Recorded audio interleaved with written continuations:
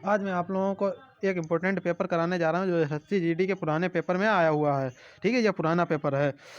इसमें पहला पार्ट दिया है general intelligence and reasoning. Reasoning आती है वही। तो इसमें पहला प्रश्न है, दिए गए विकल्पों में से विषम शब्द यानी कि विषम वाले अक्षर शब्द या संख्या युग्म चुनिए। तो इसमें जी वो जे जी दे रखा है, B R N N J U K. तो ए बी सी डी से हमें लेना होगा कि एन कितने नंबर पे आता है, जे कितने नंबर पे आता है। जैसे इसमें जे और जी दिया है तो ये हमें मतलब ए बी सी डी से निकालना पड़ेगा कि जे कितने नंबर पे आता है। जैसे A B C D E F G H I J, यानी कि जे 10वें नंबर पे लगभग आता है। ठीक है, A B C D E F G, G 7वें नंबर पे, एच आई जे 10वें नंबर पे। 10 और 7 17। तो यानी कि मैंने तो पहले से ये निकाल के रखे हैं, तो मैं आपको आंसर सीधे बता दे रहा हूँ कि इसमें आंसर होगा पहला वाला। ठीक है, इसमें पहला वाला आंसर हो जाएगा। इसमें दूसरे वाले में दे रखा है 22 12 15 18। तो इसमें तो आप लोगों को खुद समझ में आ गया हो कि 22 भी सम है, 12 भी सम है, 15 भी सम है, 18 सम है। तो यानी कि 15वां वाला मतलब सी वाला सही हो जाएगा, 15। ठीक है, इसमें तीसरा प्रश्न पूछा गया है, स्पीड पोस्ट एसएमएस और लेटर यानी कि पत्र मनी ऑर्डर। इसमें सब संख्याओं को जो मतलब जोड़ के कौन सी संख्या विषम निकलेगी। ठीक है, तो इसमें पहली वाली निकलेगी मेरे हिसाब से तो। ठीक है, स्पीड पोस्ट। अब इसके बाद आज तो मैं आपको चौथा प्रश्न बताता हूँ, प्रवृत्तियों को देखते हुए लुप्त संख्या ज्ञात कीजिए। तो इसमें जैसे इसमें दिया 5 6 4 और बराबर में 34, 4 7 2 बराबर में 30, 3 8 क्वेश्चन मार्क और 30। ऑप्शन दिए 5 3 6 10। तो इनमें से कौन सा, तो हमें इसमें रिलेशन ढूंढना है। जैसे 5 छक्का 30 और 4 34, 4 7 28 और 2 30। तो 3 अट्ठे 24 और 6 30। तो हमारा ऑप्शन हो जाएगा तीसरा वाला सही, 6। ठीक है, और इसमें पांचवा प्रश्न पूछा गया है जो दिए गए विकल्पों में से संबंधित शब्द अक्षर संख्या को चुनिए। जैसे इसमें दिया है डी आई एम ओ अनुपात डी एम आई ओ। ठीक है, अब इधर दिया है जे बी यू वो जे यू बी आर और क्वेश्चन मार्क। ठीक है, तो इसमें हमें रिलेशन ढूंढना है। जैसे इसमें डी, इसमें भी डी, आई इसमें आखिर में ओ है, इसमें आई पहले है, इसमें आई बाद में है, इसमें यम पहले बाद में है, इसमें पहले है। इसी प्रकार इसमें भी यही रिलेशन हो जाएगा। तो हमारा इसमें आंसर हो जाएगा जे वाला, जे बी पहले, J B U R C वाला। ठीक है, अब इसमें पांचवा प्रश्न पूछा गया है, जो हो गया। अब इसके बाद छठा प्रश्न इसमें पूछा गया है जो फ्रेंच, फ्रांस और डच, इसमें से हमें रिलेशन ढूंढना है। जैसे फ्रेंच और फ्रांस में जो रिलेशन है वही इसमें डच, और इनमें से चारों ऑप्शन में से एक ढूंढना होगा। जैसे हॉलैंड, फिजी, नॉर्वे, स्वीडन। इसका आंसर आप लोग कमेंट बॉक्स में दीजिएगा। ठीक है, तो मैं आपको सातवां प्रश्न बताता हूँ। सात में दिया है 4/19 और जे रेटियो 7 रेटियो क्वेश्चन मार्क। तो इसमें हमें जो ढूंढना होगा, जैसे इसमें 4 और 19 में रिलेशन ढूंढना है। तो 4 चक्कू 4 का वर्ग, 4 चक्कू 16 और 3 19। इसी प्रकार हम कर लें, अगर 7 का वर्ग कर लें तो 7 7 49 और 3 49 3 52। तो इसी प्रकार हमारा ये वाला हो जाएगा, ये वाला ऑप्शन करेक्ट। ठीक है, अब इसमें आठवां प्रश्न है बुक और लाइब्रेरी में रिलेशन है। ठीक है, तो हमें ट्री और इनमें से रिलेशन ढूंढना होगा। जैसे फल, फ्रूट्स, फर्नीचर, शेड और जो फॉरेस्ट। ठीक है, तो इनमें हमें रिलेशन ढूंढना है। जैसे पुस्तक आपने ज़्यादातर पुस्तकालय में देखी होगी, पुस्तक आपको पुस्तकालय में तो मिलेगी, लाइब्रेरी में। और वृक्ष ट्री आपको कहाँ मिलेंगे, वन में। ठीक है, तो हमारा इस प्रकार से ये हमारा रिलेशन डी वाला सही हो जाएगा, वन में। ठीक है, इसमें नवा प्रश्न पूछा है it stove is coded as EVOTS and candle is coded as. ठीक है, यदि स्टोव STOVE का कोड EBOTS है तो कैंडल CANDLE का कोड ELDNAC है, तो REPORT का कोड क्या होगा। तो रिपोर्ट का कार्ड मतलब रिपोर्ट का कोड हमें ढूंढना है। जैसे इसमें STOVE में हो गया, इसका उल्टा हो गया CANDOTS, ठीक है। इसमें भी CANDLE, तो इसका भी उल्टा हो गया ELDNAC। इसी प्रकार रिपोर्ट का भी हो जाएगा REPORT है, तो इसका हो जाएगा TROPER। तो ये तो हमारा डी वाला है, तो डी वाला हो जाएगा, ठीक है। अब इसमें 10वां प्रश्न ये पूछा गया मैट्रिक्स से, ये बड़ा है तो मैं आपको बाद में बताऊंगा, ठीक है, या बाद में देख लूँगा। इसमें दिया है आकृति का प्रयोग करके कौन सी आकृति उत्तर आकृति बनाई जा सकती है, ठीक है।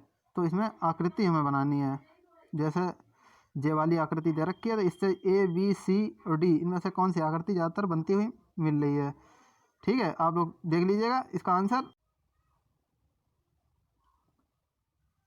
तो इसमें 12वां प्रश्न है, 5 मित्र एक पंक्ति में दक्षिण दिशा में मुंह करके बैठे हैं, उनमें मोहन बालू और राजू के बीच में है और राजू परवीन के ठीक दाईं ओर है। इसी तरह अमित बालू के दाईं ओर, तदनुसार सबसे दाईं ओर कौन होगा। तो इसमें आप कल्पना कर लीजिएगा, आपको खुद पता चल जाएगा, या एक कॉपी पे लिख के समझ लीजिएगा। इसमें आंसर हो जाएगा ये पहला वाला अमित, ठीक है। अब इसमें 13वां प्रश्न है, इफ़ यदि 2 बराबर 0, 3 बराबर 3, 4 बराबर 6, 5 बराबर 9, तो 7 बराबर क्या होगा। जैसे इसमें भी हमें रिलेशन ही बनाना है। जैसे इसमें 2 बराबर 0 दिया है, तो 3 बराबर 3, यानी कि इसमें एक एक 4 बराबर 6, 5 बराबर 9, तो इसमें एक एक संख्या इधर से बढ़ रही है, 2 3 4 5। इसी प्रकार 0 3 6 9, इसी प्रकार 6 में होगा, 6 बराबर होंगे 12 के, 7 बराबर होंगे 15 के, तो हमारा आंसर हो जाएगा बी वाला 15, ठीक है। अब इसमें 14वां प्रश्न क्या पूछा गया है, मैं अभी आपको बताता हूँ। जैसे इसमें हाँ जे वाला, ये आपको निकालना पड़ेगा। जे इसमें जैसे दिया है, यदि भाग हो तो गुणा के लिए, मतलब गुणा करनी होगी।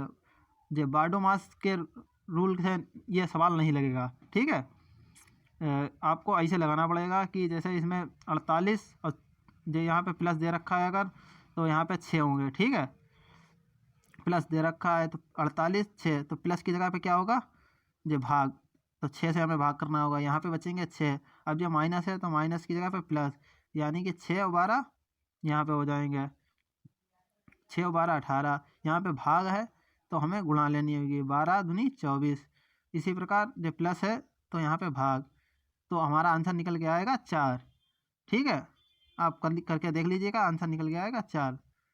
हो सकता है गलत भी निकला हो, लेकिन वैसे हमने तो अपने हिसाब से सही निकाला है, इसमें 4 ही आएगा, ठीक है। अब जो 15वां वाला, इसमें आकृति आपको बनानी है। जो नीचे प्रश्न आकृतियों में दिखाए अनुसार कागज को मोड़कर काटने और खोलने के बाद वह किस उत्तर आकृति जैसा दिखाई देगा, ठीक है। आप ये करके देखिएगा एक बार। ये आकृति वाले सवाल है, ये आप लोग एक बार करके देख लीजिएगा। आपको ऐसे में अगर उत्तर बता भी दूं तो आपको समझ में नहीं आएगा, इसीलिए मैं आपको उत्तर नहीं बता रहा हूँ। ये आप लोग एक बार प्रैक्टिकल करके देखिएगा, आपको पता चल जाएगा क्या आंसर आएगा। नहीं तो आप पेपर में बिना मतलब प्रैक्टिकल करे कर नहीं सकते हैं। इसमें 17वां प्रश्न दिया गया है, जैसे 0.15, 0.3, क्वेश्चन मार्क, 1.2, 2.4, ठीक है। तो हमें इसमें भी रिलेशन ही समझो निकालना है। जैसे इसमें 0.15 को छोड़ देना है। जैसे 0.3 है तो इसकी 4 से गुणा करेंगे तो 1.2 निकल के आएगा। इसी प्रकार अगर हम 0.6 की गुणा 4 से करें तो 2.4 निकल गया है। तो हमारे हिसाब से तो ये सी वाला सही होना चाहिए, 0.6। और फिर आप देख लीजिएगा आप लोग जो भी आया आंसर। इसमें 18वां दे रखा है BCD, DBC, EFG, question mark, HIJ।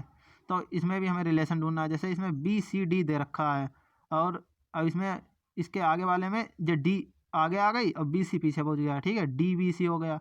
इसी प्रकार इसमें EFG दे रखा है, तो G अगर हम आगे पहुंचा दें और EF बाद में, तो हमारा ये वाला ऑप्शन सही हो जाएगा, पहला वाला जे GEF हो जाएगा, ठीक है।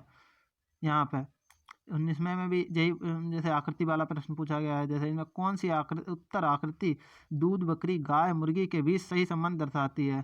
तो इसमें जी चलो अच्छा मैं बता ही देता हूँ। इसमें इस तरीके से होगा ये वाला सवाल कि जैसे इसमें दूध बकरी भी देती है और गाय भी देती है, तो एक चीज़ हो गई जो दूध, इसमें जो ए वाला तो हो ही नहीं सकता, काहे कि इसमें मुर्गी का भी रिलेशन तीनों में बराबर बराबर में दे रखा है, तो हो ही नहीं सकता। जे वाला भी, जे डी भी नहीं हो सकता, क्योंकि इसमें अगर मुर्गी दे रखी है अलग, तो मतलब गाय और बकरी और दूध पास में होना चाहिए, तीन चीज़ें रिलेशन में होनी चाहिए। तो इसमें चार, ए वाले में चार दिए हैं, ये भी नहीं होगा। जो डी वाले में इसमें जो इधर दो दिए हैं, जो दो इधर दिए हैं, तो ये भी नहीं हो सकता। तो बी और सी में से कोई ना कोई होगा। इसमें दूध, बकरी और गाय में रिलेशन ढूंढना है। मुर्गी तो बिल्कुल अलग होगी, चाहे बी वाले में देख लीजिए चाहे सी वाले में देख लीजिए, लेकिन इसमें भी बी वाला होगा, इसलिए है कि ये दूध बड़ा वाला हो गया मान लो, अगर जब बकरी और गाय ये छोटे छोटे, तो ये मुर्गी ये अलग हो गई। और अगर सी वाला हो ही नहीं सकता, क्या है कि ये अगर जो छोटा वाला दूध मान लें, तो गाय और बकरी क्या एक समान तो मतलब हो नहीं सकती ना, उनमें कोई रिलेशन है, सिर्फ ये है कि दूध दे सकती हैं। तो इसमें जे वाला हो जाएगा, जो दूध को बड़ा वाला गोला मान लें, और जो गाय और बकरी, और इधर सबसे किनारे वाला जो मुर्गी। ठीक है, तो हमारा आंसर हो जाएगा जे बी वाला। अब कहाँ गया, अब ये वाला क्वेश्चन हमें दे रखा है। ये इसमें एक पुष्प विक्रेता के पास 133 गुलाब थे, उसमें उसने से 5/7 बेच दिए, उसके बाद कितने गुलाब शेष बचे। तो हमें ये वाला सवाल इस तरीके से करना पड़ेगा कि जैसे 133 गुलाब थे, तो इसका 5/7 पहले हमें निकालना पड़ेगा, ठीक है, परसेंट में, या फिर हम ऐसे निकाल लें, जब 5/7 दे रखा है तो 5 से 7 को भाग दे दें, तो 7 पॉइंट लगा के, 7 7 49, एक बचेगा 0, 7 × 7 तो 71 लगभग कुछ आएगा। ठीक है, तो यानी कि 71% उसने बेच दिया है। तो 71% लगभग 133 का 71% निकलेगा लगभग, अभी बता रहा हूँ मैं, 71% लगभग 52, ऐसे 52 या 55 के आसपास आएगा, 52 या 95, नहीं 92 या 95 के आसपास आएगा 71%। ठीक है, और अब 133 में से वही हमें 92 या 95 घटा देने होंगे, जो भी परसेंट में आएगा। ठीक है, या फिर लाओ करके दिखा देता हूँ मैं। ठीक है, अभी रुको 1 मिनट। जैसे इसमें 5/7 दे रखा है, तो हमें इसका निकाल लिया, तो पॉइंट लगाया, 7 7 49, और एक बचा 0 7। ठीक है, तो 71 निकला। अब 71% हमें इसका निकाल लेता हूँ मैं, 133 गुणे 71/100। ठीक है, तो इसका जो हमने निकाल लिया, तो 1.33 की गुणा 71 से करते हैं अगर, ठीक है, तो हमारा निकल के आएगा लगभग इधर 95 के आसपास निकल के आएगा। ठीक है, तो हमारा हो जाएगा 133 में से 95 घटा दिए तो बचेंगे 38, तो हमारा आंसर हो जाएगा जो बी वाला। ठीक है, 38। अब जो 21 में पूछा गया है, कौन सी उत्तर आकृति दी गई आकृति का सही दर्पण प्रतिबिंब है, तो दर्पण जे वाला, ये डी हो जाएगा इसका आंसर, डी। है कि जय इसके ऊपर भी है, इसके ऊपर भी है, और ये एरो इधर के लिए लगा है, इसके विपरीत में ये एरो लगा है, इसीलिए जो डी वाला हो जाएगा। ठीक है, इसमें 22 में दे रखा है, जो दिए गए विकल्प शब्दों से ऐसे शब्द का चयन किया जो निम्नलिखित शब्द के अक्षर का प्रयोग करके ना बनाया जा सके। जैसे इंडिपेंडेंस दे रखा है, तो इसमें हमें लग रहा है जे वाला होगा इसमें, अभी बता रहा हूँ मैं। जैसे इसमें दे रखा है जो इंटर, तो देखो आर भी इसमें है, ई भी इसमें है, और टी भी इसमें है, आर भी इसमें है, फिर से आर इसमें नहीं है, 2 बार आर नहीं है, तो यानी कि ए वाला आंसर सही हो जाएगा। काहे कि इसमें जो देखो डी और डबल ई भी दे रखा है 2, पी ई भी 3 बार दे रखा है, एन भी दे रखा है, तो ये भी हमारे रिलेशन में हो सकता है। डी डिपेंड भी हो सकता है, काहे कि D E P and J तो सीधा सीधा, रिपेंट भी हो सकता है, R E P E N T.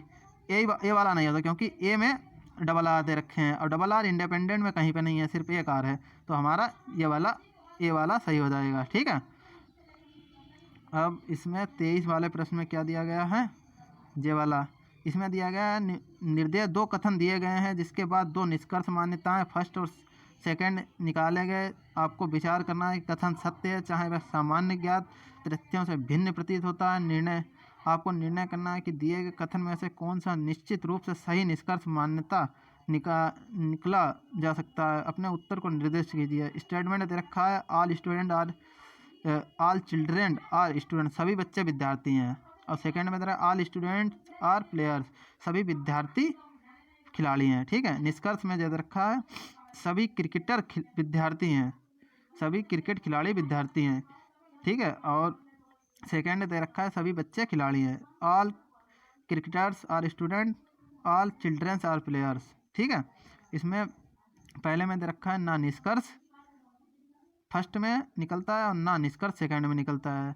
तो ऐसा नहीं हो सकता, क्योंकि इसमें देखो सभी बच्चे विद्यार्थी हैं, सभी विद्यार्थी खिलाड़ी हैं। तो सभी बच्चे विद्यार्थी हैं तो सभी बच्चे खिलाड़ी भी हो सकते हैं, ठीक है, सभी विद्यार्थी, ठीक है। अब इसमें दे रखा है सभी क्रिकेटर खिलाड़ी हैं, मतलब सभी क्रिकेट खिलाड़ी विद्यार्थी हैं, तो जे इसका निष्कर्ष नहीं निकलता है कुछ भी, क्योंकि सभी क्रिकेटर कोई ज़रूरी को ना विद्यार्थी हों, बहुत से क्रिकेटर ऐसे भी हो सकते हैं कि जो विद्यार्थी ना रहे हों, ठीक है। अब इसमें सभी बच्चे खिलाड़ी हैं, बच्चे सभी खिलाड़ी हो सकते हैं, ठीक है। तो आप लोग इसमें समझ लीजिएगा कि कौन सा ऑप्शन सही होगा। अब जो इसमें आकृति वाला प्रश्न आ गया फिर से, वह उत्तर आकृति चुनिए जिसमें प्रश्न आकृति छुपी हुई है। तो इसमें आपको देखना है, मुझे तो ए वाला सही लग रहा है, ठीक है, क्या कि इसमें ए वाले में ही ऐसे करके जे आ रहा है, ठीक है। अब इसमें भी देखो ऐसा करके जे आ रहा है, जे बन सकता है, तो यानी कि ए वाला सही होगा। अब 25 नंबर में दे रखा है, इस प्रश्न में दिया गया कौन सा विकल्प निम्नलिखित का सार्थक क्रम होगा। देखो नंबर 1 बालक, दूसरा व्यवसाय, तीसरा विवाह, चौथा शिशु, पांचवा शिक्षा। तो इसमें होगा, देखो बच्चा मतलब इसमें ए यानी कि बालक, तो बालक तो सबसे पहले बच्चा शिशु होता है, तो यानी कि जे वाला ए वाला गलत हो गया, क्या है कि इसमें पहला में बन दे रखा है, तो जे वाला नहीं होगा। जे इसमें बी में ये दूसरा दे रखा है व्यवसाय, व्यवसाय को धंधा पहले बच्चा मतलब कोई भी करने लगता है, सबसे पहले वो शिशु होता है, तो जे वाला बी वाला भी गलत है। सी में सबसे पहले शिक्षा और फिर शिशु दे रखा है, तो शिशु पहले होता है, शिक्षा बाद में आएगी, ठीक है, तो सी वाला भी नहीं होगा, यानी कि डी वाला ऑप्शन बचा है। डी में पहले शिशु 4 नंबर दिया है, फिर बाद में 1 नंबर बालक, फिर 5 नंबर शिक्षा, 2 नंबर व्यवसाय, फिर 3 नंबर विवाह, तो यानी कि जे वाला डी वाला ऑप्शन सही हो जाएगा, ठीक है। आप लोग देख लीजिए, अगर इसमें कोई गलत आंसर हो तो आप लोग कमेंट बॉक्स में बता दीजिएगा, ठीक है। धन्यवाद।